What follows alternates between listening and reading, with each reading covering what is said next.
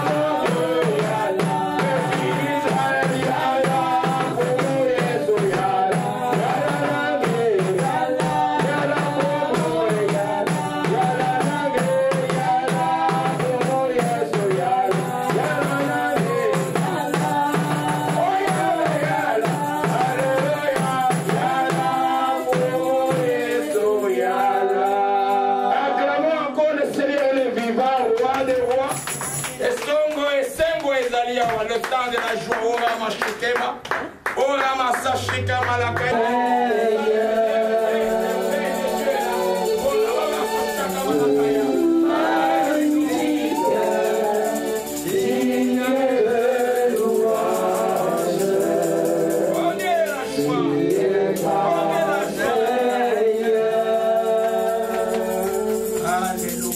nous acclamons le Seigneur restaurateur.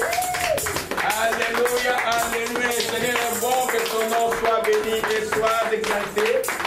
On va se mettre debout pour prier pour la parole. Nous tenons nos Bibles et nous mettons debout. Nous disons Père Céleste, je bénis ton nom. J'ai quitté ma maison pour ce lieu de prière, pour te louer, adoré. Je crois que tu as agréé mes louanges, mon adoration.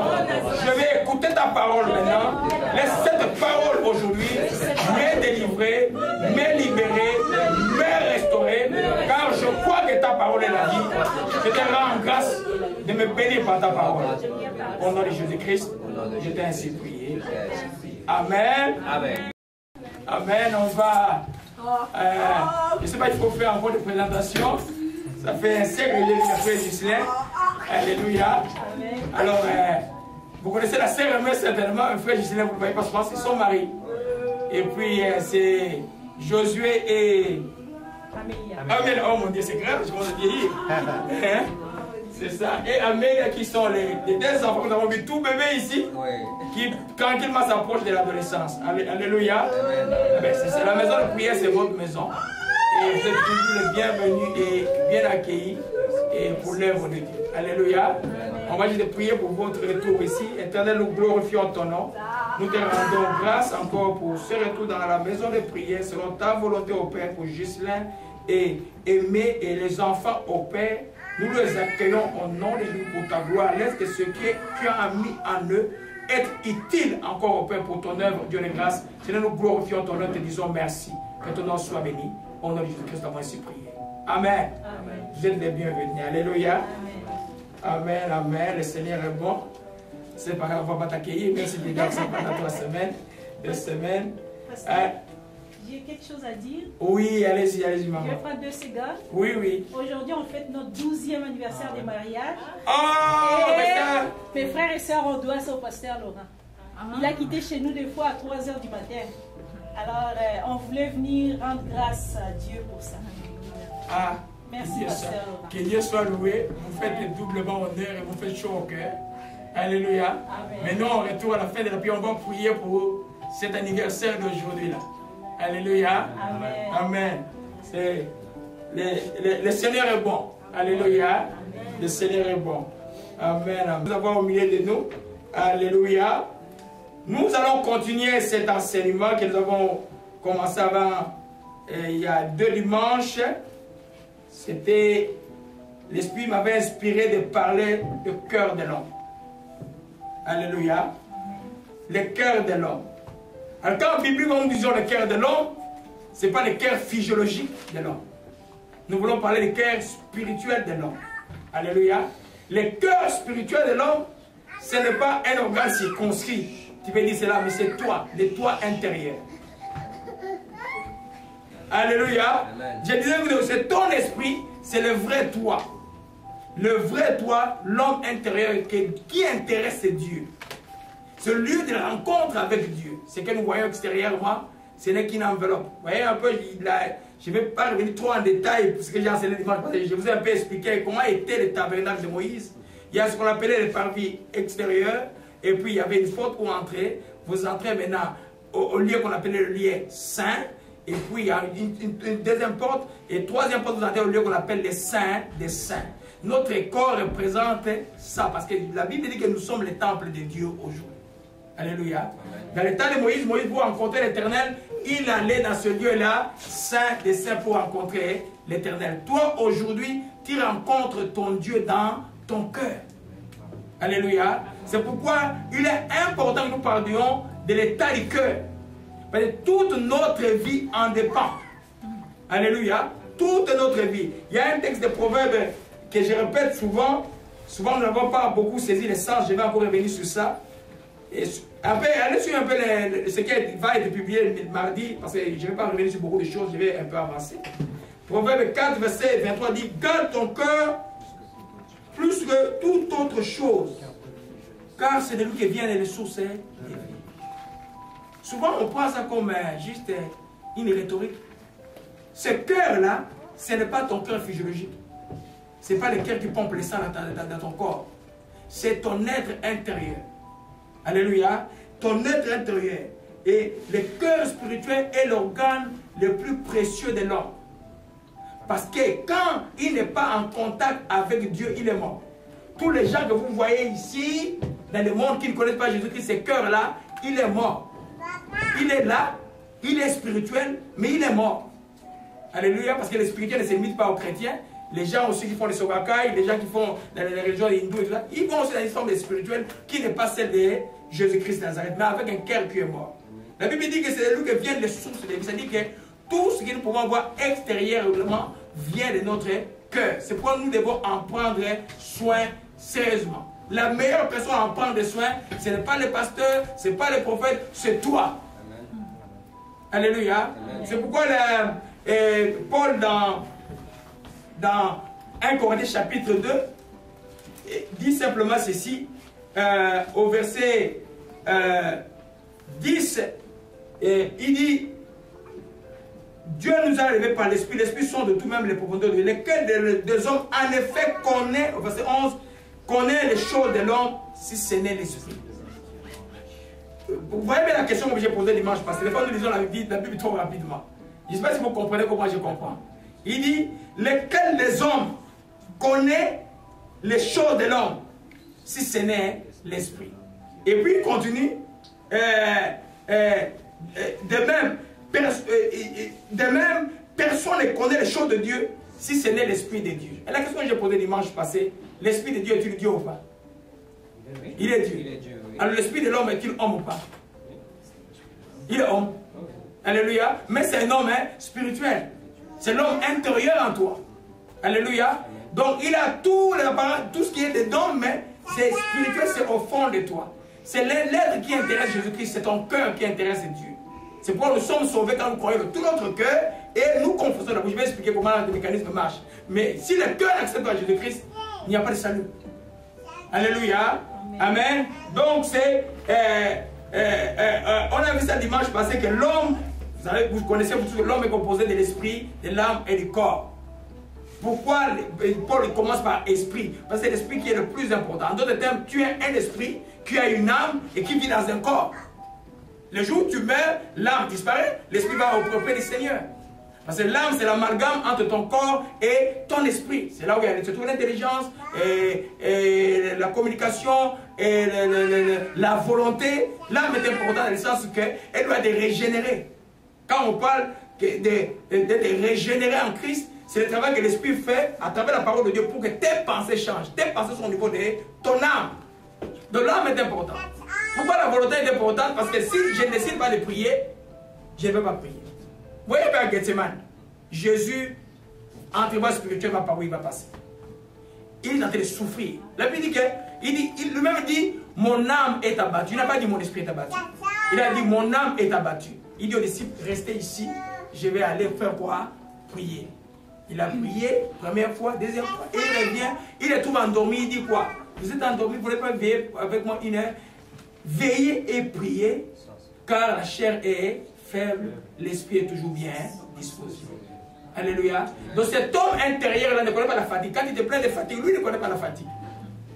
Quand tu dis, oh moi je peux prier, mais non, ton esprit peut prier même quand tu es mourant. Parce que ton esprit ne meurt pas. Alléluia. C'est pourquoi le travail pour nous, c'est d'utiliser notre volonté qui est au niveau de l'âme pour obéir à l'esprit. Alléluia.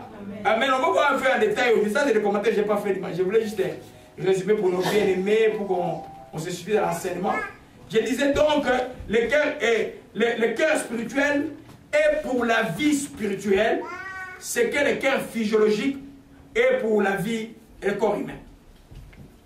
Et ton cœur là, quand le Messie te dit ton cœur a cessé de battre, c'est la mort. La même chose, si ton cœur spirituel, le fleuve de vie cesse de battre, c'est aussi la mort spirituelle. Mais la mort spirituelle n'est pas apparente. Les gens souvent ne voient pas, mais le cœur est déjà mort. Le but de l'enseignement, c'est pour nous réveiller les chrétiens à pouvoir surveiller notre cœur. Pour qu'il soit bon devant Dieu. Pour que le fleuve de vie coule. Alléluia. Amen. Ce n'est pas le pasteur Laurent qui a parlé que le fleuve de vie couleront. Jésus parlait de l'esprit qu'il devait donner à ceux qui croiront en lui. Quand on dit fleuve de vie, vous voyez le Saint-Esprit en nous. Donc, notre esprit est l'endroit où le Saint-Esprit vient résider. Satan était l'usurpateur, la haine était l'usurpateur, la rancune était l'usurpateur, les manques de pensée c'était les usurpateurs, l'amertume c'était l'usurpateur. Le cœur de l'homme est fait pour que le Saint-Esprit vienne résider. Parce que l'homme vient de qui? L'homme vient de Dieu. Quand Dieu a créé l'homme, il a assemblé la terre, et puis il a fait l'amalgame, et puis il a fait quoi? Il a soufflé. Il y a un texte que j'ai beaucoup médité au mois de septembre, c'est le texte de Jérémie. Quand Dieu dit à Jérémie, avant que tu n'étais dans les seins maternels, je te connaissais. C'est quel Jérémie que Dieu connaissait? Jérémie spirituel. Donc c'est pour dire que nous venons de Dieu. Et comme nous venons de Dieu, pour être en bon terme avec Dieu, on doit laisser, Jésus a permis à ce que le Saint-Esprit vienne résider en nous. Voyez un peu avec quelle importance le Seigneur disait dans Jean chapitre 1. Je résume, on va parler dans les textes, hein. Je résume jusqu'à plus parce que sinon je vais beaucoup, mais c'est un sujet très que j'aime enseigner, sinon je risque de perdre beaucoup de temps. Alléluia. Juste un texte, vous voyez un peu là, Jean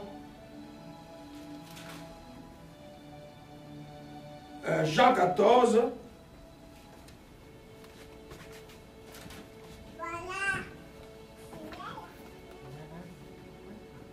Alléluia. Voyez un peu Jean 14. Non, ce n'est pas le texte que je cherche. Oh non, ce n'est pas celui-là. Ah, c'est Jean 16, verset 7. Les autres parlent aussi, mais ce qui me touche, c'est Jean 16. Il dit, je vous dis la vérité, il est avantageux que je m'en aille. Jésus dit qu'il est avantageux qu'il s'en aille. Si je ne m'en vais pas, le consolateur ne viendra pas vers vous. Si je m'en vais, je vous l'enverrai. Alléluia. Donc il y a un avantage, nous avons un avantage indéniable aujourd'hui que nous le comprenons. Il y en a qui prient toujours voir la présence physique de Jésus, mais ils cherchent la présence physique de Jésus. Mais non, Jésus est déjà répandu en nous par le Saint-Esprit. Le Saint-Esprit n'a pas de place. Le Saint-Esprit, tu peux le bloquer quelque part. Le Saint-Esprit peut se manifester 1000 fois en une fois, les mêmes choses à des millions de gens. Mais Jésus de Nazareth, avec le corps, il va marcher où? À Jérusalem. On entendait, il y a un rabbin là-bas, il y a un prophète là-bas, on appelait tous les noms que vous pouvez donner. On disait, les gens se déplaçaient pour le voir. Mais le Saint-Esprit, s'il n'a pas besoin de se déplacer pour le voir, le Saint-Esprit vient en toi, dans ton cœur. Et c'est pourquoi le cœur doit être disposé. L'esprit est toujours bien disposé. Dites que mon esprit est disposé à recevoir la révélation de Dieu, à vivre selon Dieu. Amen. Amen. Alors, vous voyez que cet esprit-là, c'est pas quand on parle d'esprit, on voit un peu les choses un peu miraculeuses. Non, c'est le cœur, c'est notre être intérieur. Plus on est conscient qu'on est esprit et il y a une âme et un corps, moins on sera attaché aux choses de la terre, plus on verra les choses du ciel. Alléluia. Amen. On a vu ça dimanche passé, et puis on a aussi vu que ton cœur spirituel ne doit pas cesser de vivre, sinon c'est la mort spirituelle. S'il cesse de vivre, on va voir ça en détail aujourd'hui là. La mort spirituelle. C'est quoi la Bible appelle cesser de vivre? Quand le cœur tourne à l'endurcissement. Vous voyez le terme endurcissement. C'est-à-dire que Dieu parle, tu fais fi. Dieu parle, tu fais fi. Dieu parle, finalement, tranquillement, le cœur meurt.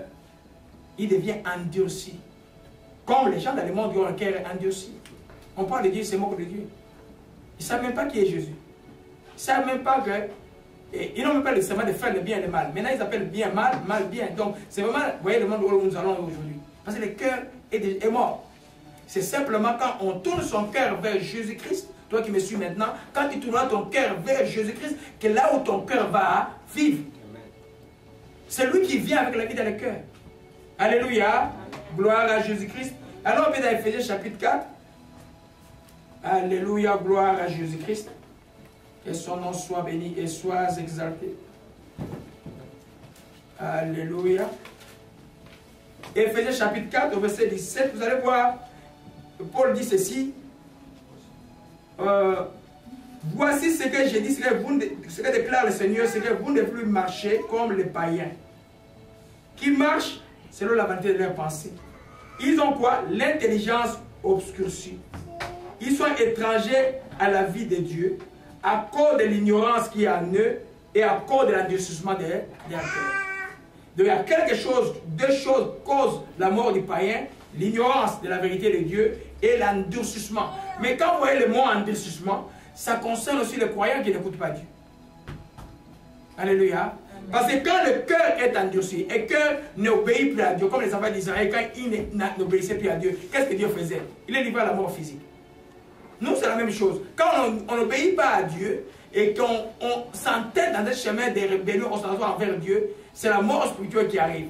La conséquence de la mort spirituelle maintenant sur notre intelligence, qui est au niveau de l'âme, c'est l'intelligence devient obscurcie. Voilà les choses qui se passent dans l'Afrique de la politique. On peut voir ce qui s'est passé au Burkina Faso. Personne ne tire des leçons de ce qui s'est passé au Burkina Faso. Les gens s'entêtent dans le pouvoir, s'entêtent parce qu'ils ont le cœur endurci, l'amour de l'argent est en eux. Ils ont déjà tué 5 personnes. Parce que quand tu as déjà tué une personne, 2, c'est fini. Hein? Si tu ne te répands pas, ça devient une habitude. Alors, ils croient qu'ils sont sur la bonne voie et le peuple a été de mourir parce que le cœur est endurci. Malheureusement, il y a des chrétiens qui les suivent aussi. Malheureusement, il y a des pasteurs qui sont avec eux, qui vont bénir ces gens-là, qui vont prier pour ces gens, pour leur dire repentez-vous, leur dire, et on va prier pour toi, il va encore demeurer président pendant 5 ans encore. C'est ça le temps où nous sommes. Alléluia. Amen. Donc, l'endurcissement, quand il y a dans le cœur, notre capacité de comprendre s'arrête. Pourquoi? Parce que notre âme prend vie de notre esprit. Souvenez-vous de Proverbe chapitre 4, verset 1. Garde ton cœur plus haut que toute autre chose. Allez, viens un peu, laisse-moi montrer quelque chose. Revenons encore à Proverbe 14. Alléluia. Proverbe 4, je m'excuse. Proverbe 4. N'allons pas au verset 23, commençons au début au verset 20. Il dit, mon fils, sois attentif à mes paroles. Prête l'oreille à mes discours. Qu'il ne s'éloigne pas de quoi? De tes yeux. Garde-les où? Du fond de ton cœur. Alléluia. Car c'est la vie pour ceux qui les trouvent. Et c'est la santé pour leur corps. Qu'est-ce que le Fils ou toi qui garde dans ton cœur, c'est quoi? C'est la parole de Dieu. Alléluia. Quand nous revenons dans le tabernacle de Moïse, dans le lieu saint de saint, il y avait quoi? Il y avait l'arche de l'alliance, qui avait le pompiatoire qui était recouvert avec 2 chérubins. Et puis dedans, il y avait quoi? Il y avait les 10 commandements, la manne et les bâtons fleuris d'Aaron. On va expliquer ça tout à l'heure. Alléluia. On va expliquer ça, qu'est-ce que ça représentait, qu'est-ce que ça représente pour nous aujourd'hui. Alléluia. Vous voyez, il dit garde. Pourquoi la loi a été gardée dans l'arche, dans les seins de Dieu? Il y en a qui vont dire aujourd'hui, oh la loi est passée. Il y en a qui confondent l'alliance avec la loi. Mais la loi n'a pas commencé avec Moïse. La loi, c'est la parole de Dieu. Toute parole de Dieu, c'est un degré de loi pour les hommes. Alléluia. Amen. La parole de Dieu est là. Mais aujourd'hui, ce que Moïse a montré là-bas pour nous aujourd'hui, c'est que Ézéchiel explique, de notre temps, cette loi est inscrite où? Dans notre cœur. Alors, c'est dans la prière que tu cherches ça. C'est pourquoi les révélations viennent de votre cœur. Elle est déjà là. Alléluia. Amen. C'est tellement important. Il dit à mon fils, sois attentif à la parole. Tiens, tu écoutes la parole. Prenons juste Romains 10, 10. Dit, la foi vient, ce qu'on attend vient de la parole de Dieu. Mais la foi, son centre, c'est où? C'est le cœur. Si ton cœur doute, tu n'as pas la foi. Si ton cœur a peur, tu n'as pas la foi. C'est le centre du cœur, mais elle vient de la parole de Dieu. De la parole, quand elle vient dans notre cœur pour faire germer la foi. C'est pourquoi, dans la foi, tu as besoin des organes, tu as besoin du cœur et de la bouche pour parler. Alléluia. Et Jésus complète en disant que c'est l'abondance du cœur que la bouche parle. Donc, c'est que ton cœur, si ton cœur est rempli de la parole de Dieu, il parlera que la parole de Dieu, il parlera que Dieu. Alléluia. Amen. Ça, c'est les choses que nous avons vues la fois passée. C'est un sujet tellement quand j'enseigne, je m'appelle toujours des frères Abderrahman. Vous l'avez pas connu. C'est un médecin arabe qui était avec moi à l'université que j'ai amené en Christ. Juste à cause de ce concept, je lui ai expliqué. Lui est un musulman très profond. Imaginez pas un homme de 35 ans qui n'avait pas connu de femme. Très très profond, musulman très profond. Mais il avait des difficultés à comprendre que l'homme était au processus de l'âme. Il dit, mais l'esprit c'est quoi? Quand je me suis expliqué, avant il devait me voir pour autre chose. Et puis bon, Dieu avait donné des réponses sur la chose qu'il voulait. Il voulait faire un choix de femme, il venait voir comment on voit un féticheur. Mais Dieu a fait grâce ce jour-là. En priant le nom de Marie. Je dis Marie, c'est qui? Oh non, c'est ma fille, c'est qui? Ça m'a dit, c'est là ta femme. Mais puis après, on est dans la parole. J'ai expliqué ces concepts-là. Je lui ai acheté un livre de Watchman Nee, l'homme spirituel. Quand il a lu ça, il dit, frère Laurent, tu avais raison. C'est ça la vérité. Il s'est ajouté de sa gueule. Les enfants se souviennent de lui. Il était grand comme ça. Alléluia. C'est très important de comprendre ces choses-là. Parce que s'il comprend la voix de l'esprit, ta tête ne te trompera pas. Les vagues extérieures ne te tromperont pas. Là, tu écouteras ce qui est au fond de toi, de ton cœur. On va voir comment Dieu nous enseigne à pouvoir écouter la voix de Dieu. Alléluia. Gloire à Jésus-Christ. Les derniers principes qu'on a cité arrêté dimanche passé, c'était quand ton cœur va, tu iras aussi. Alléluia. En d'autres termes, la manière dont ton cœur, l'état de ton cœur, sera l'état de ta vie. Si ton cœur est malade, ta vie sera malade. Je veux dire, ton âme, ton corps, je vais prouver ça, seront aussi malades. Alléluia. N'est-ce pas le texte de Proverbe dit qu'un cœur joyeux, c'est un bon remède. Quand ton esprit est joyeux, tout le reste va suivre. On voit aujourd'hui que parmi les centenaires, les gens qui ont étudié les centenaires, la plupart des gens, c'est des gens joyeux. Calme et joyeux. Alléluia. Amen. Donc, le but de comprendre que moi là, si je vais être bien dans ma vie, ce n'est pas ce que les gens me font qui vont me définir ma vie. C'est que moi-même, je suis dans mon cœur. Dans la manière dont je permets Dieu de fonctionner avec mon cœur, ainsi j'irai. Alléluia. On doit enlever cette idée d'un Dieu lointain qui ne s'occupe pas de nous, qui ne veut pas de nous. Non. Mais Jésus, il y a un texte de Romains qui me frappe. Il a dit, lui qui a livré son propre fils pour nous, comment ne donnera-t-il pas toutes choses par lui? Quand tu vois ce texte, ça doit nous faire réfléchir. Il dit simplement que, non, Dieu est amour, Dieu veut faire du bien. Quand il y a un problème, j'ai toujours dit, quand un problème arrive, regarde pas encore, les gens m'attaquent, les gens disent, oh non, mais les sorciers sont venus la nuit en 10 et puis en train de courir derrière moi. Non. Regarde d'abord ton cœur est comment. Si ton cœur est bien, il ne peut pas t'avoir. La Bible dit dans le texte de Pierre, il dit, les justes se gardent et les malins ne les touchent pas. Vous connaissez ce texte-là? Se garder, c'est mal le cœur. Des fois, les gens te provoquent, ils veulent te créer l'amertume. Toi, tu réponds par l'amour, tu les bénis. Tu as gardé ton cœur. Des fois, les pressions de la vie sont tellement fortes, ça va te pousser à faire mal. Tu dis, à cause de Jésus, je vais supporter. Tu as gardé ton cœur. Des fois, même l'envie, comme quand tu suis les choses politiques du Congo, tu as envie, chez tous nous qui étaient les anciens révolutionnaires, si on peut appeler ainsi, tu as envie de dire, je laisse l'église, je vais faire la guerre au Congo. Mais tu gardes ton cœur. La politique ne donnera jamais la vie d'habitude.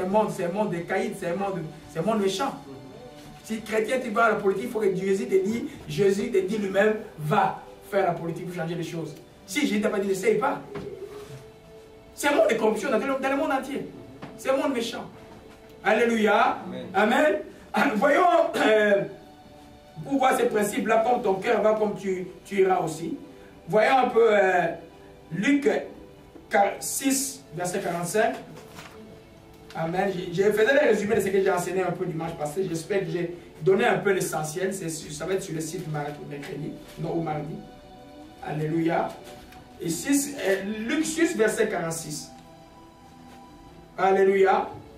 Jésus commence au verset 44, il dit, chaque arbre connaît son fruit. On ne cueille pas les figues sur les épines. On ne vendage pas les raisins sur des roches ou des formes d'épines aussi. L'homme bon tire de bonnes choses de son bon trésor, de bons trésors de son cœur. Alléluia. L'homme bon tire de bonnes choses du bon trésor de son cœur. Les méchants tirent les mauvaises choses de son mauvais trésor, car c'est de l'abondance du cœur que la bouche parle. Alléluia.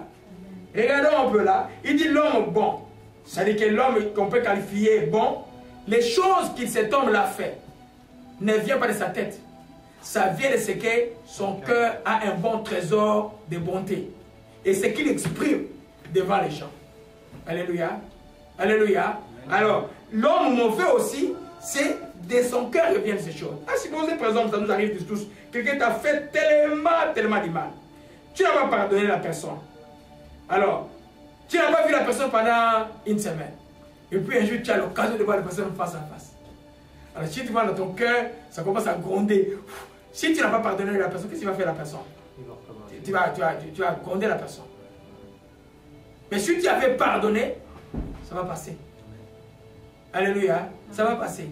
C'est pourquoi nous devons suivre notre cœur tout le temps, C'est bon d'aller faire des tours. Ah, il y a des miracles qui se passent là-bas, des miracles qui se passent là-bas. Mais ce n'est pas ça la chrétienté. Les miracles sur les chrétiens, c'est la normalité de la chrétienté, les miracles. C'est la normalité. Mais le diable peut copier les miracles. Mais le diable ne peut pas copier la vérité de la parole de Dieu. Le diable ne peut pas être bon. C'est pourquoi les faux prophètes, vous les connaissez par l'air fou, c'est la méchanceté. La cupidité, l'amour de l'argent et toutes ces choses-là. Vous les connaissez par l'air fou. Alléluia. Amen. Alors, il dit, c'est de l'abondance du cœur que la bouche parle. C'est-à-dire que chaque fois, même moi, en Afrique, il y a un dicton qui dit, ah, pardonne-le parce qu'il a bu, il ne savait pas. C'est faux.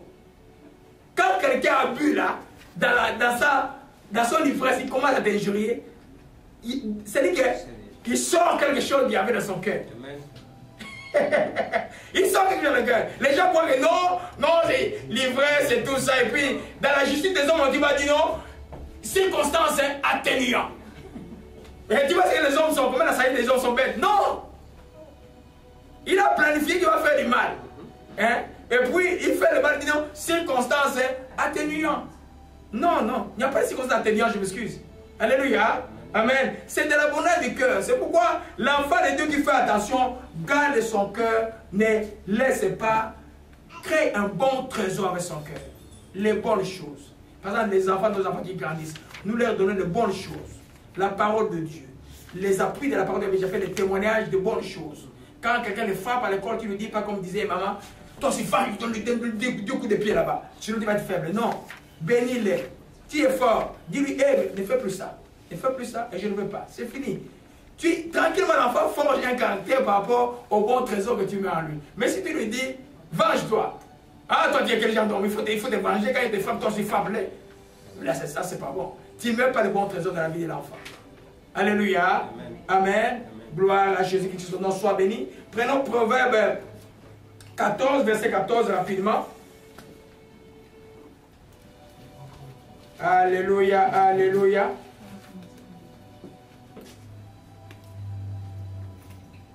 Alléluia. Amen, amen. Gloire à Jésus-Christ. J'aimerais que Sœur Aimée nous lise un peu. On aime Sœur Aimée quand elle lit ici, là. Amen. Prends le micro. Tu nous lis Proverbe 14, verset 14. Amen. Amen. Amen. Proverbe 14, verset 14. Celui dont le cœur s'égare se rassasie de ses voies, et l'homme de bien se rassasie de ce qui est en lui. Amen. Amen. L'homme de bien se rassasie de ce qui est en lui. Celui qui s'égare se rassasie aussi dans le cœur. Il dit, dont le cœur s'égare. Dont le cœur devient endurci. Dont le cœur ne veut pas suivre la voie de Dieu. Dont le cœur a dit, non Dieu, je suis fatigué de toi, je vais me venger, je vais aller faire ce que je veux faire. Celui-là, c'est pour dire que le mal n'a pas une fin. Le mal n'a pas, c'est un gouffre. Le mal engendre le mal. Comme les biens vont engendrer les biens. Mais quand tu vois que ton cœur s'égare, tu t'arrêtes, tu te répands, tu suis la voie de Dieu, qui change encore le chiffre de ton cœur. Ton cœur qui était source de mal devient maintenant un cœur qui est source de vie. Tu permets en fait au Saint-Esprit d'être fonctionnel en toi. Il ne doit pas être chômeur. Et regardez-vous, Jésus a dit, il est avantageux que je m'en aille. C'est-à-dire qu'il nous a donné quelque chose, lui qui est venu nous souffrir le Saint-Esprit, il est précieux en nous.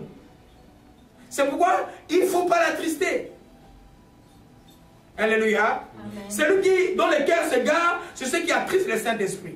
Allez, comme vous avez dans Éphésiens chapitre 4, on dit, allons-y rapidement. Amen. J'espère que je vais rester sur le sujet. Alléluia.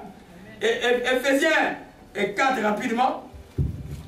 Et on va y revenir après, on le lit rapidement. Alléluia.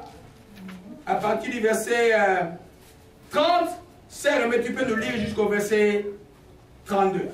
Je vais juste commenter un peu ces textes, Proverbe 4 à 14, et puis on va avancer. Éphésiens 4, versets 30 à 32. N'attristez pas le Saint-Esprit des dieux, par lequel vous avez été scellés pour le jour de la rédemption. Que toute amertume, toute animosité, toute colère, toute clameur, toute calomnie et toute espèce de méchanceté disparaissent du milieu de vous. Soyez bons les uns envers les autres, compatissants, vous pardonnant réciproquement comme Dieu vous a pardonné en Christ. Amen. Amen. Gardez les doigts sur les textes des proverbes, on va juste les décrypter. Celui dont les cœurs s'égarent, c'est assis dans du savoir. Donc, celui qui attriste le Saint-Esprit, celui qui a l'amertume. Par exemple, l'amertume, la Bible dit c'est une racine qui produit des rejetons, donc ça crée des enfants. Je vais vous donner, vous connaissez les enfants que ça crée? Le premier enfant de l'amertume, c'est... Aïe, aïe, aïe. Genre, c'est là depuis des années. Bon. La vengeance. La première chose. La méchanceté. Oui, ça c'est la globalité de tout. La vengeance. Alléluia. Quand tu as... Donc, quelqu'un t'a fait du mal. Je vois, je suis là pour le coup, je l'injurie. Ok, je l'ai fait du mal. Et puis, tu rentres à la maison, l'amertume entre. Ok? Quand l'amertume entre, la première chose qui vient en toi, c'est l'esprit de la revanche. Tu as envie de te venger. Et puis, bon, on est dans une assemblée chrétienne. Tu vois les gens, et puis, tu traînes, tu ne peux pas pardonner. Et puis, la revanche, ça devient la rancune. La rancune, ça dit que tu veux même, tu dis, cette personne-là, quand j'aurai l'occasion de le faire du mal, je vais faire du mal. Moi, je connais la rancune. C'est le démon qui a été chassé à moi en 89. C'est un pasteur, c'est un psychiatre qui a prié pour moi. Un psychiatre converti. Il a levé la main, il dit, c'était une mature de carrière seulement sur le cœur, comme ça. Le cœur intérieur. Et puis, il a dit, si tu as quelque chose dans ton cœur, tu veux que Dieu te libère, lève la main. C'était une petite assemblée, un groupe de prière. J'ai levé la main, et puis j'ai dit, la rancune, à Dieu, parce que c'était une grande assemblée, quand même, il y avait beaucoup de gens. La rancune. Il a prié, j'ai vomi, jusqu'aujourd'hui, je suis capable de garder la rancune avec lui. Incapable. Des fois, je me trouve bête. Non. Est-ce que c'est vraiment que je suis bête? Non. Avec l'âge où on prend de l'âge, maintenant 55 ans, on se rend compte que la mort aussi approche, les jours aussi avancent. Donc il faut vraiment se préparer ce cœur. Donc il y a la rancune qui arrive. Après la rancune, maintenant tu es avec les frères et sœurs, mais tu dois montrer quand même que tu n'as pas de problème avec l'autre. Donc tu deviens malicieux. Donc tu commences à, tu fais semblant. Bonjour, tu te donnes le bisou, ton cœur est en train de gronder. Et puis tranquillement, tu vas arriver à l'esprit de la haine. Et la Bible appelle la haine déjà la mort. Vous savez ça dans les textes des gens, celui qui hait son frère était meurtrier. Et finalement, tu arrives à la mort. Il y en a au moins 7 qui arrivent comme ça. Parce que tu n'as pas pardonné. Alléluia. Donc quand nous sentons que notre cœur veut s'éloigner parce que nous avons fait du mal, et la réponse est dans verset 32. Soyez bons en vous pardonnant réciproquement. Alléluia. Avoir l'habitude de pardonner, c'est une grandeur, mais bien aimé, une grandeur spirituelle de l'enfant de Dieu. C'est la chose que Jésus a fait la croix pour nous. Pardonnez quand ils savent pas ce qu'ils font. Alléluia. Vous allez entendre les gens dire, ah, Jésus était Dieu, mais moi je ne suis pas Dieu. Mais non, mais tu as le Saint-Esprit de Dieu avec toi. Tu es capable de pardonner n'importe quoi. Nous ici on ne souffre pas. Demande nos frères chrétiens qui sont en Syrie, qui sont en Chine, qui sont ailleurs. Leur cœur là. Ils gardent encore l'amour, ils vivent avec les gens qui les détestent, qui les appellent les ennemis, qui les font payer les taxes dans leur pays, ils sont des natifs de ces pays-là, à cause de leur religion. Mais ils gardent l'amour. Alléluia. Revenons sur le sujet. Donc, nous attristons le Saint-Esprit au verset 31, quand nous avons l'amertume, l'animosité, la colère, toutes sortes de méchanceté fait quoi? Attrister le Saint-Esprit.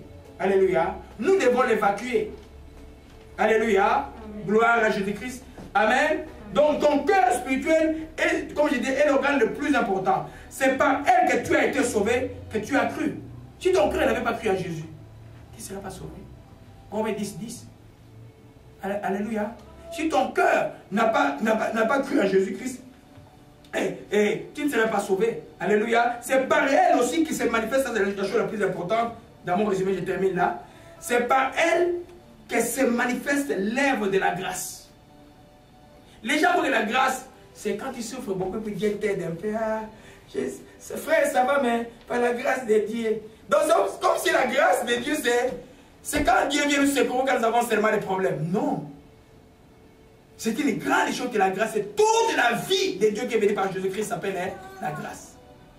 La période de la grâce, c'est toute la vie qui est venue par Jésus-Christ de Nazareth. Alléluia. Pourquoi le cœur est important? Le cœur est l'élément central de l'homme qui fonctionne dans l'état de la grâce. Alléluia. À l'époque, la loi était à l'extérieur. Maintenant, la loi est dans ton cœur. À l'époque, les sacerdoces étaient à l'extérieur. Le bâton des ferries, je vais voir tout à l'heure. Maintenant, les sacerdoces est dans ton cœur. N'est-ce pas, on dit prie Dieu de tout ton cœur? Alléluia. Quand tu pries en esprit, ça vient de ton cœur. Alléluia. Amen. Il dit, j'écrivais encore hier, c'est par elle c'est l'œuvre de la grâce en toi. Prenons l'exemple de la foi. La foi, c'est développé dans le cœur. Alléluia. Nulle part. Crois de tout ton cœur et tu seras sauvé. Alors maintenant, imagine-toi ton cœur là, qui doit être le lieu où la parole doit venir être plantée pour que tu sois sauvé et plein des épines. Est-ce que tu vas être sauvé? Non. Non. Alléluia. Un autre demande de la grâce, la repentance. Confession et repentance. Nous nous répandons toujours de tout notre cœur. Parce que Dieu ne dédaigne pas un cœur brisé et contrit. Alléluia. Quand je viens demander pardon, je veux demander pardon de mon cœur. Et quand on te fait du mal, tu as mal où? Tu as mal ici. Tu as mal dans ton cœur. Même les pardons là, quand tu as les pardons, des fois il y en a qui se sentent étouffés. Mais pourquoi tu te sens étouffé quand tu as fait du mal? C'est de notre intérieur qui ne tolère pas ce que tu as mis dedans. Alléluia. Amen. De tout notre cœur, nous voulons nous repentir devant Dieu. C'est pourquoi on doit les garder. Un autre élément, les dons, tous les dons de l'esprit se manifestent à partir de ton cœur spirituel. C'est le don spirituel. Quand tu pries par l'esprit, c'est ton cœur spirituel, c'est ton toi spirituel qui prie. Alléluia. Les dons de prophétie, tous les dons se manifestent. Le Saint-Esprit peut manifester les dons dans ton corps, il manifeste les dons dans ton esprit, et ton esprit, c'est vrai, il sort de ton corps. Alléluia.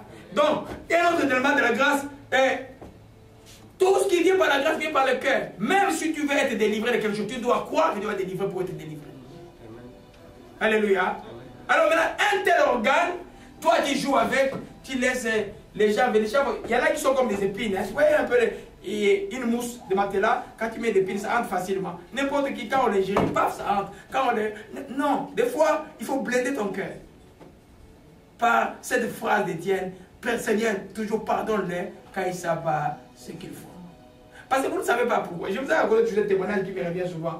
En quelques années, quand j'ai fini à l'université, et puis, j'ai senti que Dieu m'appelait, j'ai commencé à beaucoup prier. Les gens commençaient à m'inviter pour prier pour eux. Il y a un de mes amis qui avait perdu sa maman. Ils sont de la même province qu'Aimé. Et puis, dans le sud, le Caronde, là. Et puis, finalement, j'arrive, il y avait des gens avec qui j'avais étudié. Quand ils m'ont vu avec la Bible, ils commençaient à me mépriser. Oh non, non, on ne fait pas de Bible, on prend notre bière ici, on ne fait pas de déranger avec la Bible et tout ça. J'ai dit, mais c'est votre ami qui m'a appelé pour venir partager la parole. Parce qu'il était mon voisin. Vous ne voulez pas? Alors là, à un moment, j'ai failli m'énerver. Non, l'Esprit dit tranquille-toi. J'ai pris juste ma Bible. J'ai passé toute la nuit à bénir cette personne. Jusqu'au matin, j'ai trouvé la paix. C'est que 2 semaines après, son frère est mort ici. Et dans ce deuil, il n'y avait aucun pasteur. Même pas un prêtre catholique. C'était le deuil le plus glorieux. Moi, j'étais à la maison, l'Esprit me dit, va à ce deuil. Tu as pardonné, vis les conséquences de ton pardon. C'est la phrase qui m'a été donnée. Vous voyez un peu? Donc, Dieu voulait me tester. Si j'ai pardonné tout mon cœur, je vais vivre les conséquences de mon pardon.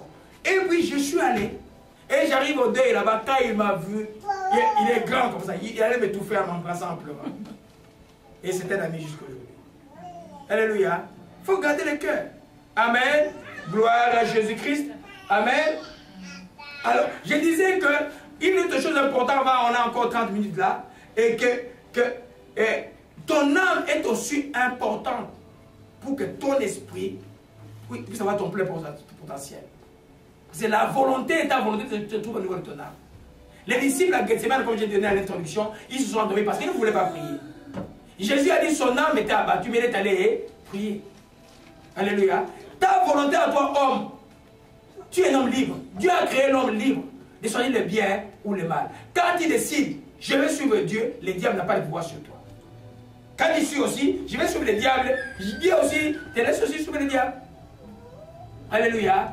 Donc, ta volonté, ton intelligence, tes sentiments doivent être tous au service de ton esprit.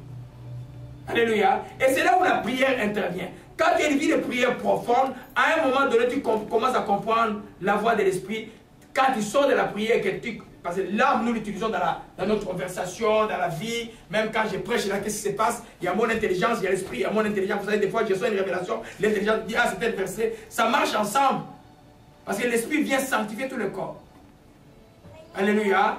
Amen. Donc ton âme est aussi importante. Alléluia. Gloire à Jésus-Christ. Je vais juste revenir sur 1 Corinthiens chapitre 2. 1 Corinthiens chapitre 2. Avant que nous voyions les fonctions de l'esprit de l'homme. Amen. Hier, j'expliquais à quelqu'un quelque chose sur la sanctification. Il dit, ah, mais docteur, tout ce que tu me dis, tout ce que tu me dis là, c'est la théologie. Il dit, non, ce n'est pas la théologie. Je lui demandais, il me dit, je te donne les éléments qui nous sanctifient, nous, comme chrétiens dans la vie chrétienne. Il dit, mais on ne les sanctifie pas. Jésus, c'est fini. Tout ce que tu nous as dit, me dit là, c'est la théologie. Il dit, non. J'ai dit, bon, il a dit, on les sanctifie. Jésus dit, mais cite encore. Mais donne-moi ça par ordre chronologique. Ah non, non, ça c'est vraiment la théologie. J'ai dit non. C'est important de savoir qu'il y a des éléments qui ne dépendent pas de toi. Par exemple, le sang de Jésus, quand il t'a sanctifié, moi, on n'a pas existé. C'est important de savoir que parce que tu es chrétien, le Saint-Esprit est en toi, il t'a déjà mis à part. Pourquoi les chrétiens vivent la culpabilité? Pourquoi les chrétiens vont changer même de nom? Il est chrétien, il change son nom. Dans la Bible, il n'y a pas eu de chrétiens qui ont changé de nom. Ils ont eu des surnoms qu'on a donnés par rapport au ministère, mais ils ne vont pas changer de nom. Parce qu'ils ne comprennent pas le pouvoir que le sang de Jésus peut sanctifier. Ah, je comprends, mais c'est de la théologie encore. Non, ce n'est pas la théologie. Alléluia. J'ai dit ça pourquoi? J'ai dit parce que les gens croient que dans la Bible, il y a des choses qui sont écrites juste pour nous amuser. Il n'y a aucune chose qui est écrite dans la Bible pour nous amuser. Surtout dans le Nouveau Testament, nous sommes dans l'application de la vérité de Dieu. Les épîtres expliquent les évangiles que Jésus a enseignés. Il explique aux croyants qui sont comme nous aujourd'hui, qui ne comprenaient pas les choses. Il explique cela. Alléluia. Pourquoi j'ai dit cela? Voyez un peu le texte de 1 Corinthiens chapitre 2 rapidement. Alléluia. 1 Corinthiens chapitre 2. Alléluia. Nous, on a vu ça au départ. Prenons d'abord le verset 9, il dit, comme il est écrit, ce sont des choses que l'œil n'a point vues, que l'oreille n'a point entendues, qui ne sont point montées au corps de l'homme, des choses que Dieu a préparées pour ceux qui l'aiment. Dieu nous a révélées par l'Esprit. L'Esprit avec un grand E, et c'est Roi, c'est le Saint-Esprit. Et l'Esprit sont toutes choses, même les profondeurs de Dieu. Lesquels des hommes connaissent les choses de l'homme? C'est l'Esprit de l'homme qui est en lui. Alléluia. Amen. Ton esprit connaît tout de toi. Ton esprit c'est le vrai toi. Ton esprit connaît la guerre que tu as entre tes pensées et lui. Ton esprit connaît tout. Alléluia. Il connaît tout. C'est pourquoi il a une fonction importante pour toi. Les chrétiens vont lire là-bas et dire oh oui, il y en a qui ne comprennent même pas pourquoi c'est là. Mais c'est tellement important parce que la vie chrétienne c'est une vie spirituelle. Mais c'est encore plus dangereux pour nous parce qu'une vie spirituelle dans un corps qui est encore sur cette terre-là, une vie spirituelle dans un corps qui est encore humain. Vous savez que nous allons avoir des corps spirituels aussi. Quand on va être enlevé, ou quand à la résurrection, on va avoir des corps spirituels. Mais on n'a pas encore des corps spirituels. On a encore ce corps qui est le temple de Dieu, qui est encore sur cette terre, qui est ballotté par des convoitises de toutes sortes. C'est pourquoi Paul dit, mais qui me délivrera de ce corps de péché? Grâce à Jésus qui m'a délivré. Alléluia. D'ici qu'il y a des guerres là, dans la chair, c'est tout à fait normal. C'est la normalité. C'est que ton esprit fonctionne. Si tu n'as plus de guerre, ton esprit ne fonctionne plus. Alléluia. Amen. Amen. Combien de gens ne peuvent pas avoir même servi Dieu à cause d'une faute commise il y a quelques années? Ils se sentent toujours coupables. Alléluia. Combien? Et pourtant ils ne comprennent pas que la grâce de Dieu est venue, elle s'est manifestée. Nous devons nous sentir coupables des choses qu'on a fait hier, pour autant qu'on s'est humilié devant Dieu, on a demandé pardon. Alléluia. Amen. Amen.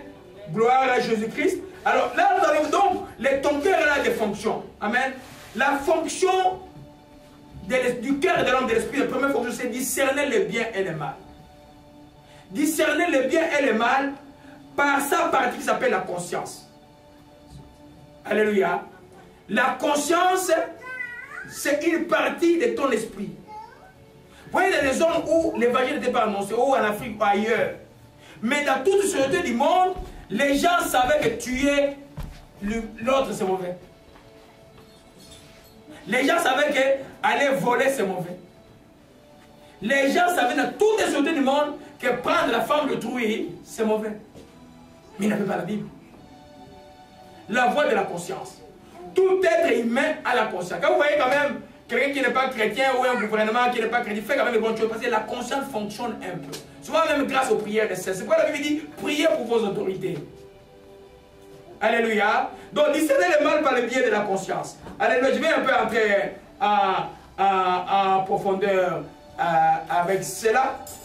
Alléluia. Gloire à Jésus-Christ. Amen. Que son nom soit béni et soit exalté.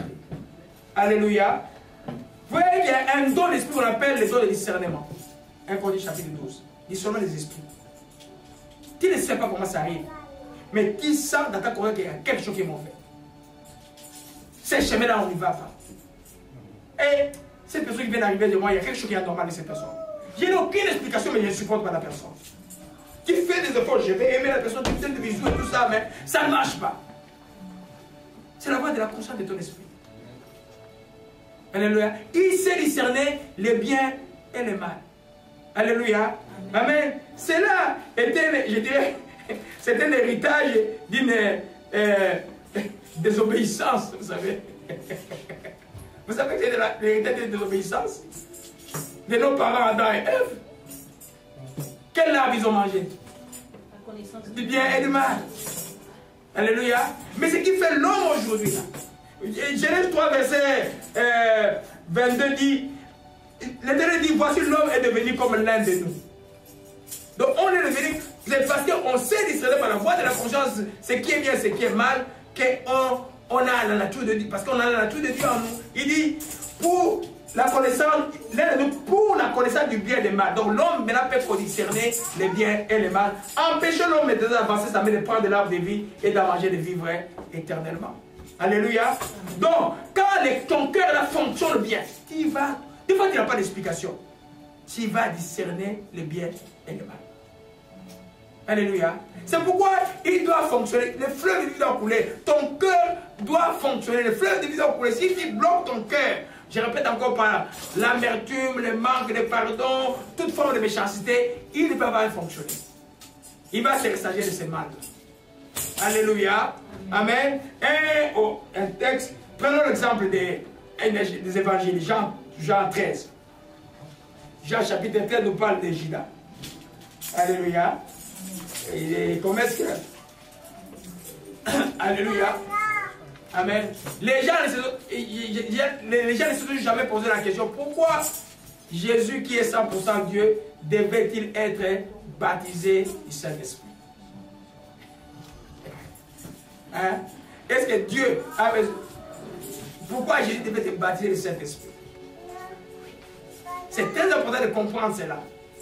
Que quand il a quitté le trône de grâce, il a pris la chair humaine, il avait besoin du Saint-Esprit et d'être totalement immergé. La Bible dit que Dieu lui donne l'Esprit sans mesure. Alléluia.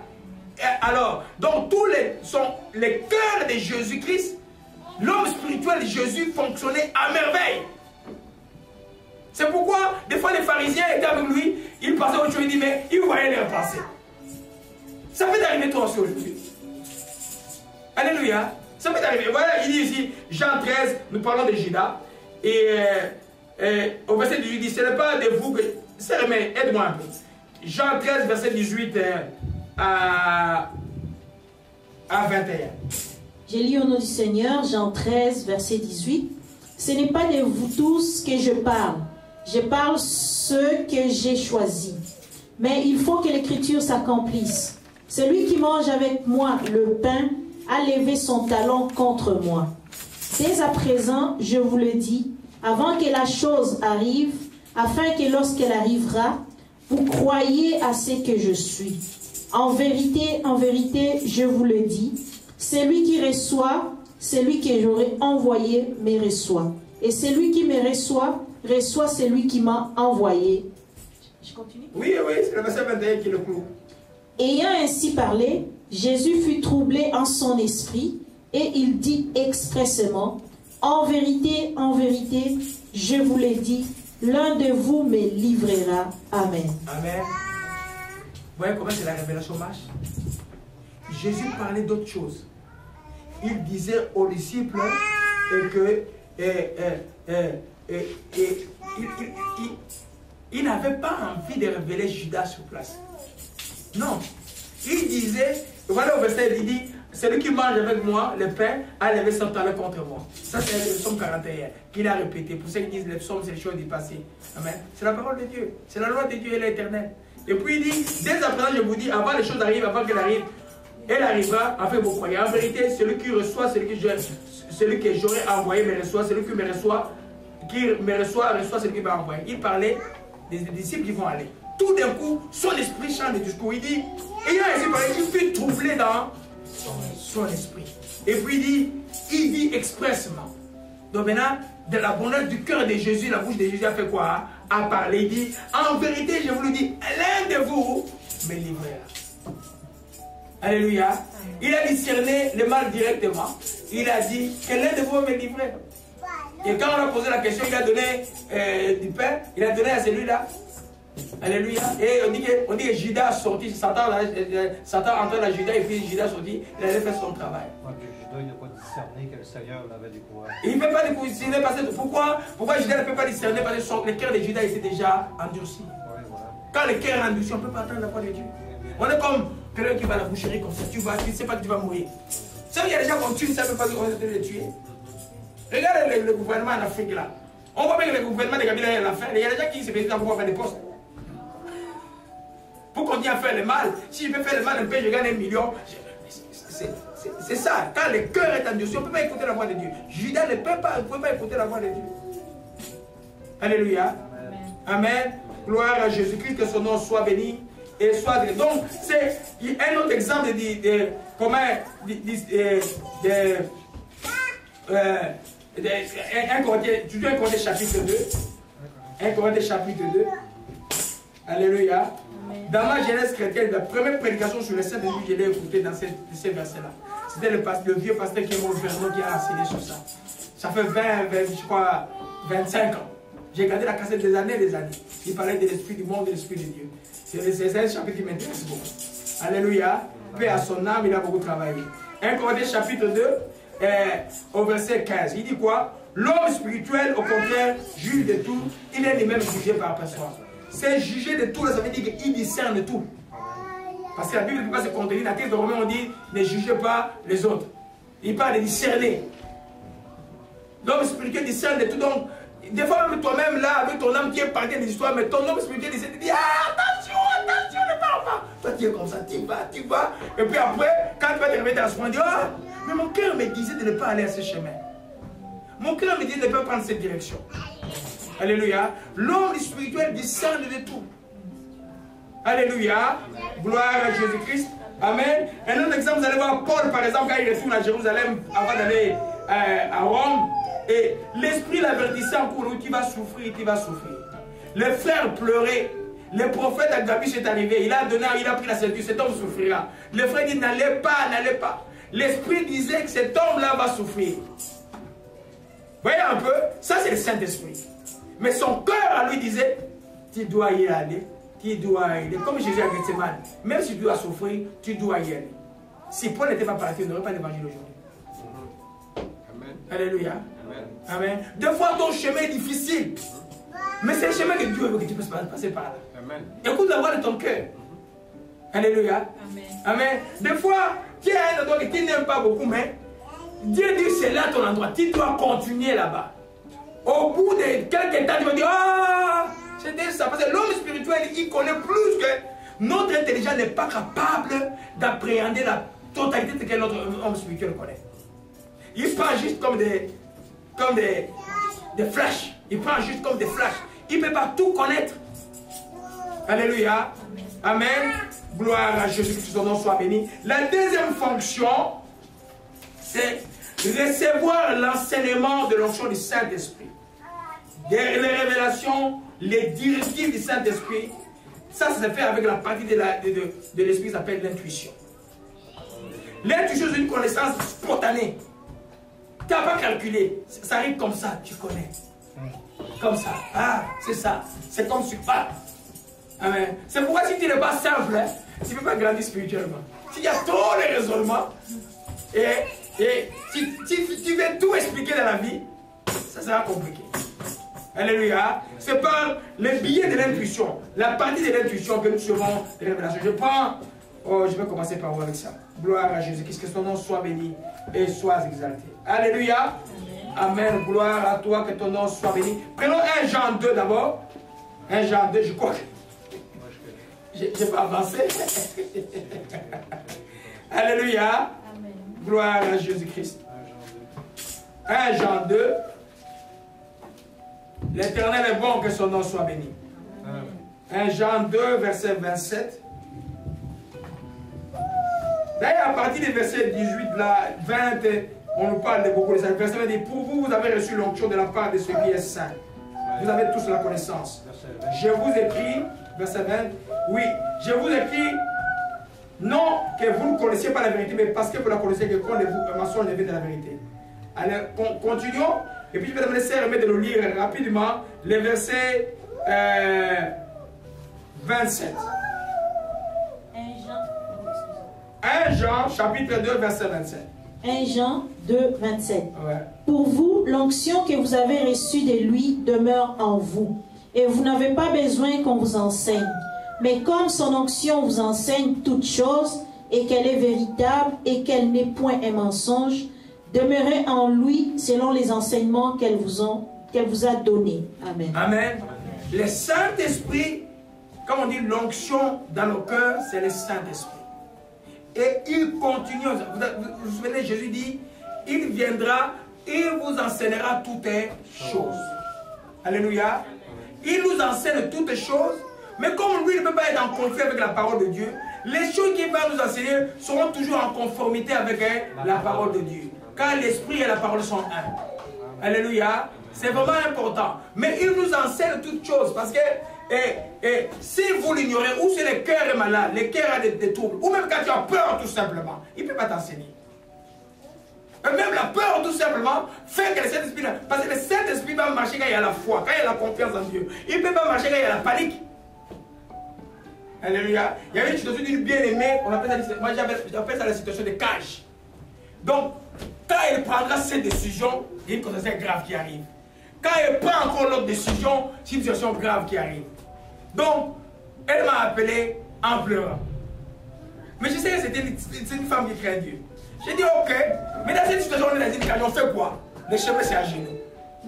Hein? Je ne peux pas dire, on va prier. C'est comme c'est jeudi matin, laissez-moi prier jusqu'au soir. Moi je suis certain que samedi matin, tu vas avoir une réponse. On a prié, on a fait samedi matin, et Dieu lui a donné une parole de sagesse de parler au banquier, et le banquier a réglé la chose. Alléluia. Amen. Parce que surtout quand une femme vient se plaindre, si tu es pasteur, tu n'es pas dur. Tu vas lui donner raison plus tard. Hein? Pourtant, moi, quand une femme se plaint, j'écoute et puis je dis Seigneur, je pèse à ta parole, je pèse à ta parole. Hein? Et puis, là, elle a vu qu'il fallait un peu de patience et la chose devait être guérie. C'est une chose très très sérieuse qui vraiment faisait tomber toute sa vie sociale par terre. Alléluia. Amen. Le Saint-Esprit enseigne. Alléluia. Il enseigne. Chaque fois, même quand je vous enseigne, si je vous dis une fausseté, n'importe quelque chose m'a dit, là, pasteur, un peu exagéré là. C'est comme ça que le Saint-Esprit enseigne. Alléluia. Ça ne veut pas dire, il y en a qui disent aujourd'hui, vous n'avez plus besoin d'enseignants. Non. Sinon, la Bible ne peut pas se contredire. Il dit que pour l'édification du corps de Christ, vous avez les apôtres, vous avez les prophètes, vous avez tout ça. C'est ça. Mais ces gens-là, ils ont un chef, c'est toujours le Saint-Esprit. Quand ils vont vous dire les choses qui sont conformes à la vérité de Dieu, le Saint-Esprit va dire oui, oui. C'est pourquoi vous dites Amen.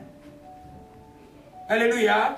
Amen. On comprend cela. Amen. Donc il nous enseigne toutes choses. Elle est véritable, elle n'est point mensonge. Dans la vie de tout croyant, il est là le Saint-Esprit, pas le biais de l'intuition. Des fois, tu ne sais pas quoi faire, puis tu sens que c'est là que tu dois aller là. L'intuition te dit, mais le chemin que tu vas, il n'y a même pas de lumière. Hein.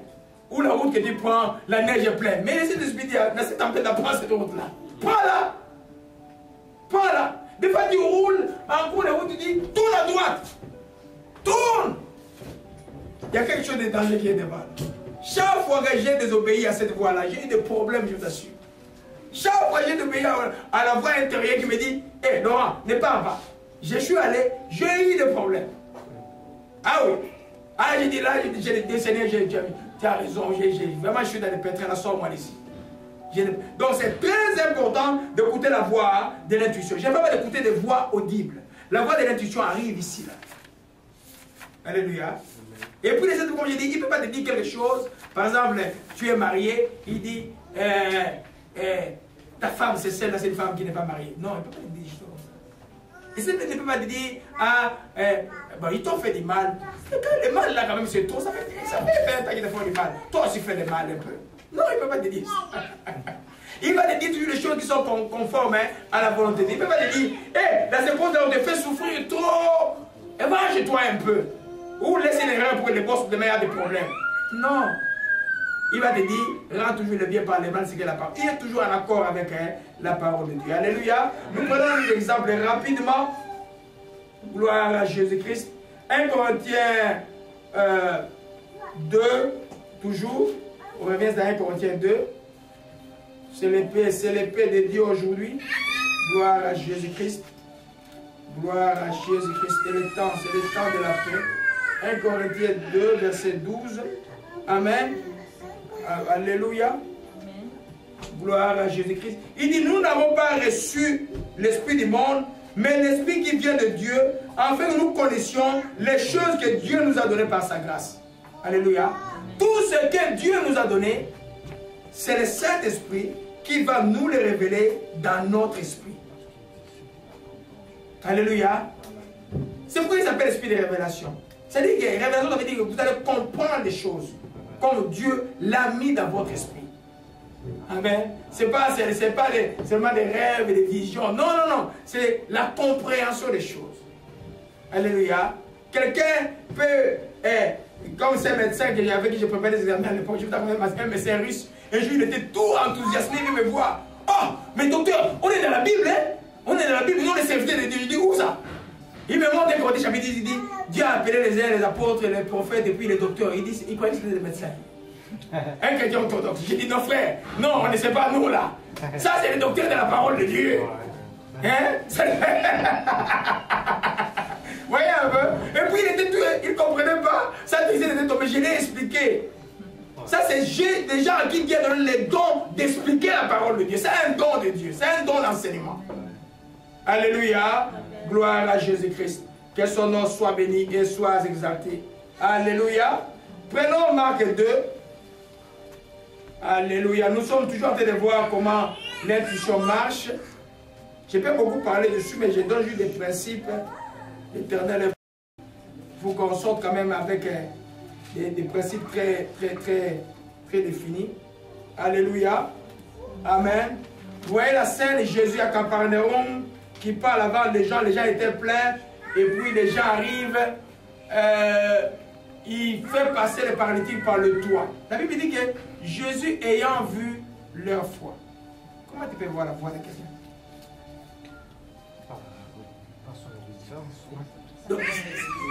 C'est-à-dire que par révélation, c'est par l'esprit qu'il a vu cela. Par l'esprit qu'il a vu cela. Oui, il a vu par l'esprit qu'ils avaient la foi. Et puis il dit, voyez un peu comment ça fonctionne. Il dit, Jésus voyait la fois, dit au parti, bon enfant, tes péchés te sont pardonnés. Il y avait quelques scribes qui étaient assis, qui se disaient au-dedans d'eux, comment cet homme parle-t-il ainsi? Il blasphème. Qui peut pardonner le péché? C'est Dieu. Et regardez ce qui est écrit au verset 8. C'est remettez bien de lire cela haute voix. Le verset 8.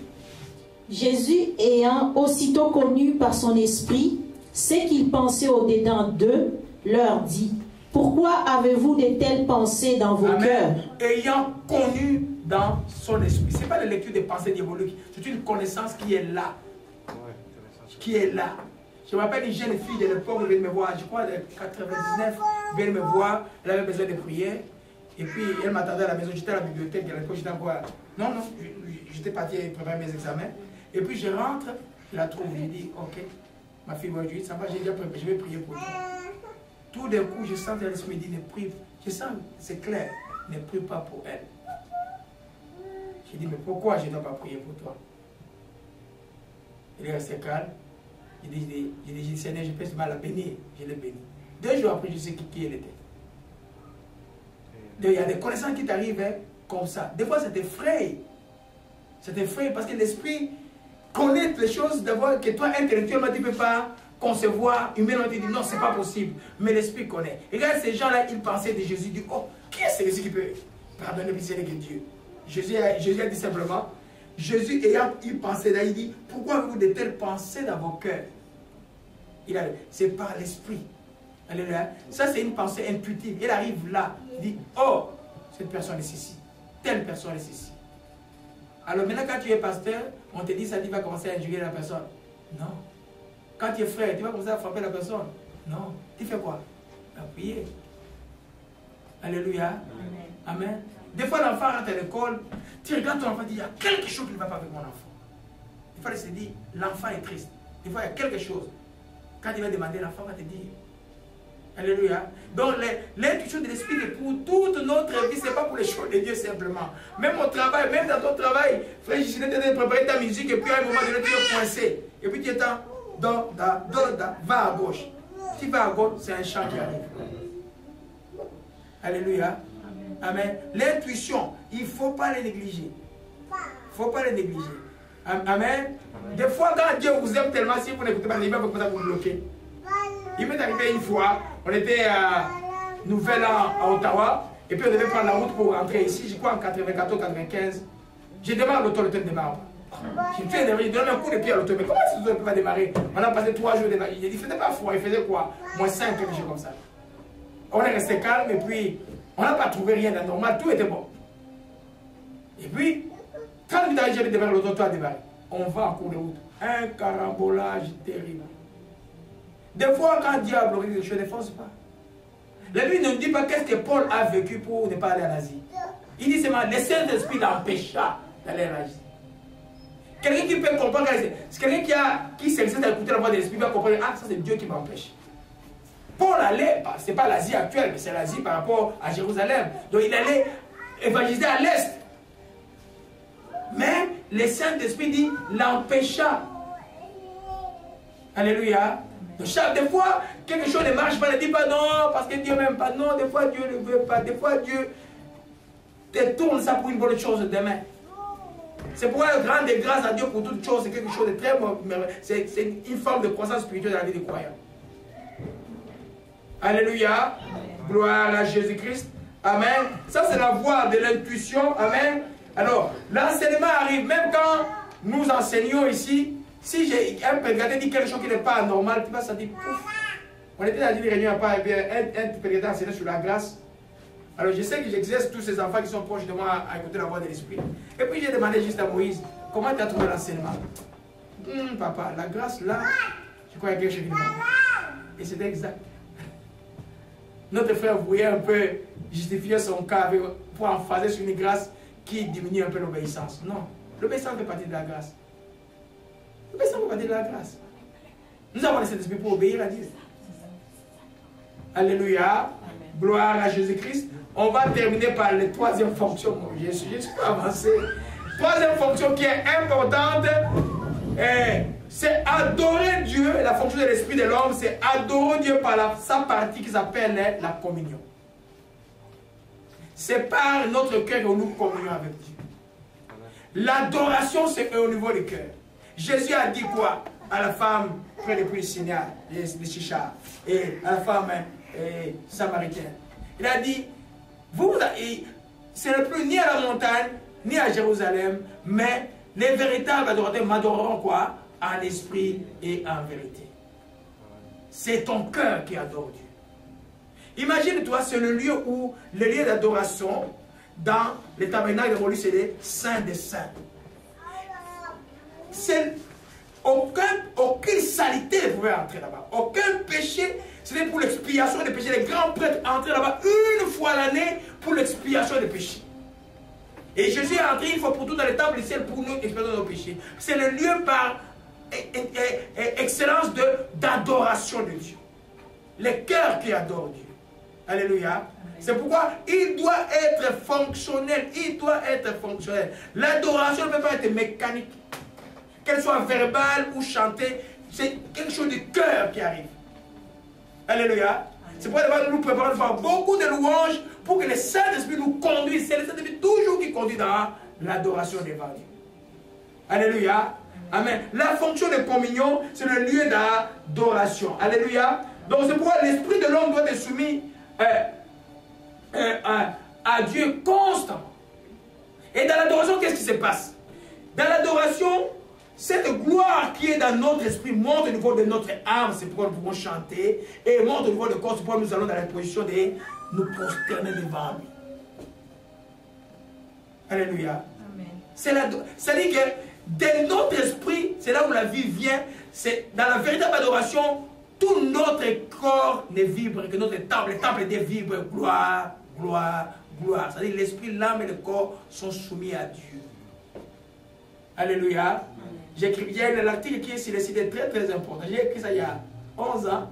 Maintenant, c'est maintenant que les gens commencent à comprendre les choses que j'avais écrites. Parce qu'il y en a qui commençaient à enseigner que l'adoration, c'est juste obéir à Dieu. Non.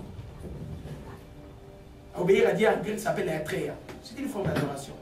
C'est-à-dire que celui qui n'obéit pas à Dieu ne peut pas adorer Dieu. C'est un prérequis à l'adoration. Celui qui n'obéit pas à Dieu ne peut pas... Dans le ciel, il n'y a pas quelqu'un qui désobéit à Dieu. Tout adore Dieu. Et puis, ce que nous faisons aussi s'appelle en grec ecclesia. C'est le culte que nous rendons grâce à Dieu ici. C'est une forme d'adoration. Pasteur Laurent, j'ai une parole qui brûle dans mon cœur et je vous écoute parler depuis tantôt.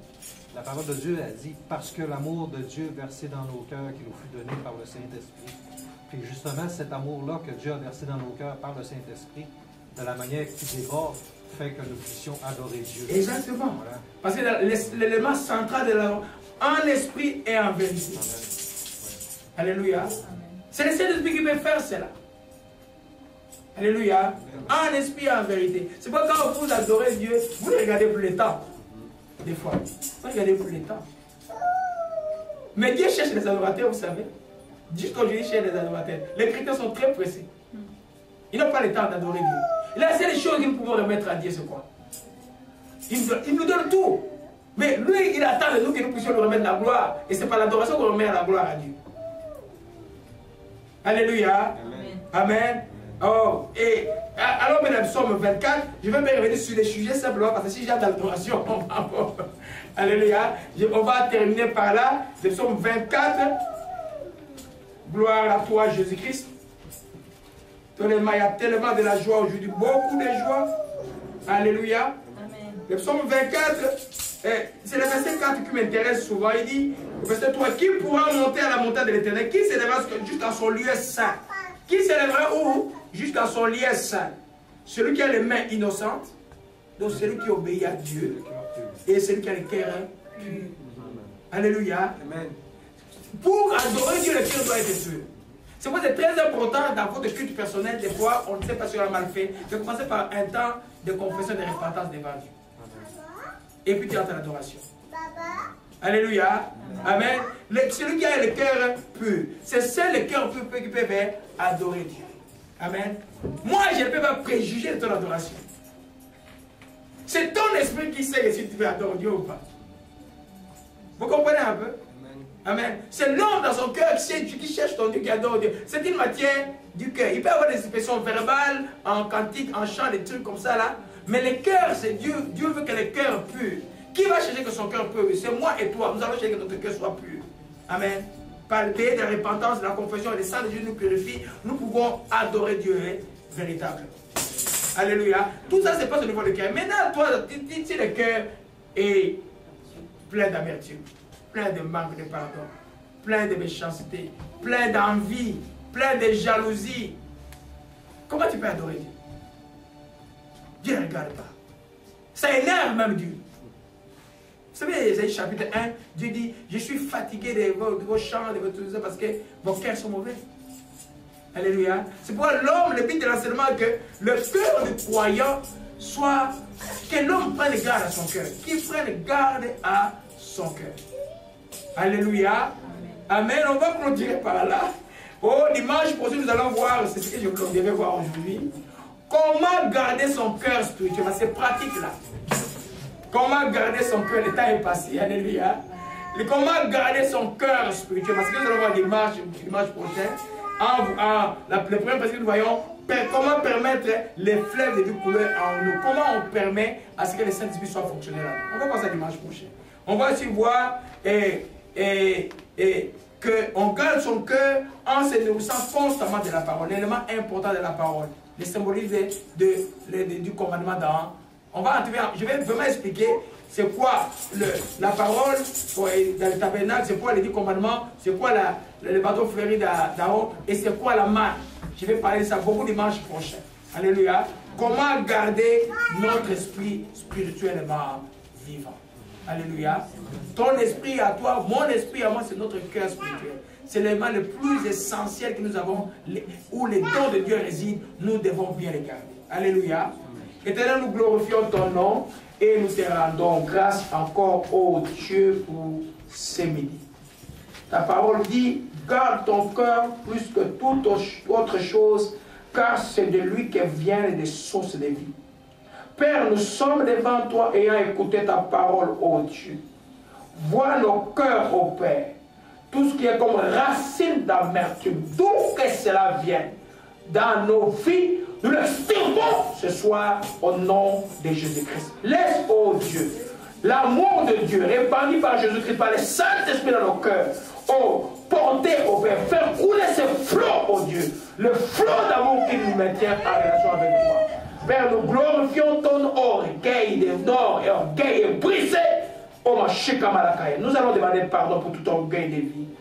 Oh, Père, nous demandons pardon pour tout orgueil dans nos cœurs, oh Père. Toute forme d'orgueil qui nous empêche, oh Père, qui t'empêche d'agir. Oh, nous renonçons. Tu dis, je renonce à toute forme d'orgueil dans ma vie, oh Dieu de grâce. Père, je te rends grâce encore. Tu, oh, chemin des joies. Chemin des joies, Laurent. Laurent, c'est la joie qui est là. Célébrer de la joie. Célébrer de la joie. Louer Dieu cette année. Cette année, c'est la joie. Robe de Dieu. Robe de Dieu. Robe de Dieu. Je vais pas Couraison, religion de la mort est brisée. Donc, toute religion charnelle, au Père, dans la vie de qui que ce soit ici, ou qui soit entre Jésus, brisée au nom de Jésus-Christ. Seigneur, nous voulons être les adorateurs, ceux qui vont t'adorer à l'esprit en vérité. Seigneur, nous te disons merci de nous rendre capables de t'adorer à l'esprit en vérité. Père, nous te disons merci. Que ton nom soit béni et soit exalté. Au nom de Jésus-Christ, nous t'avons ainsi prié. Amen. Amen.